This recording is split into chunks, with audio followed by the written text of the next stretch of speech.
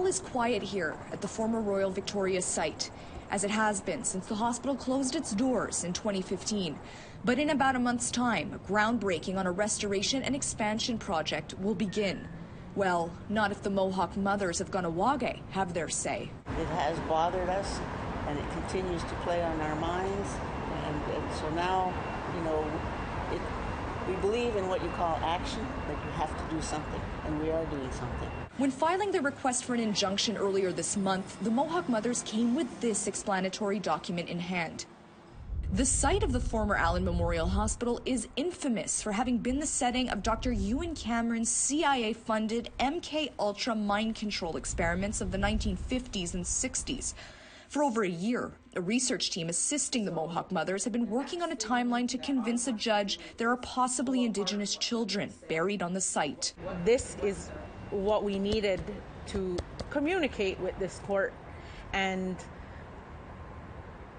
we can't let this construction that's gonna totally desecrate not only the spiritual aspect of it and the children or the people that are buried there, but also the forensic evidence that's there. What they're presenting is extensive evidence of historical medical abuse of Indigenous peoples and evidence that Kahnawà children were possibly involved in behavioral studies at the Allen Memorial around the same time as Cameron's MK-Ultra tenure. According to the document, the institutionalization of Indigenous people in psychiatric wards and clinics was often used as a form of punishment or an attack on traditional segments of Indigenous communities in Canada and the United States. The mothers do not list specific names, dates, or examples of Indigenous participation in MK-Ultra experiments. However, they say their investigation is complicated by the scarcity of archival evidence.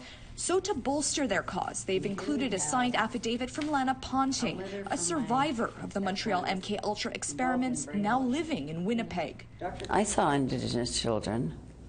I saw Dr. Cameron give them Kool-Aid, and the Kool-Aid was laced with LSD. It was horrible to watch these children fall down.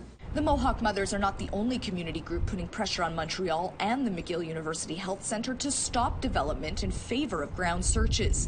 In late August, the family members of Allen Memorial survivors, Ponting included, submitted a second written appeal to the Mayor of Montreal, saying it's horrific to consider development on a potential burial site. They feel McGill and the city both have a moral and probably legal duty to conduct a thorough and comprehensive investigation of the hospital grounds.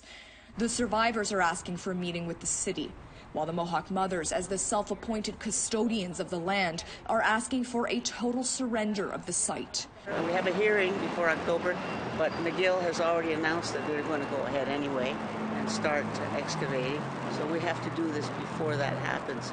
A McGill University spokesperson told APTN News they cannot comment on matters before the courts, but clarified in an email they remain committed to collaborating with governments and Indigenous community leadership to undertake the work necessary to investigate this concern.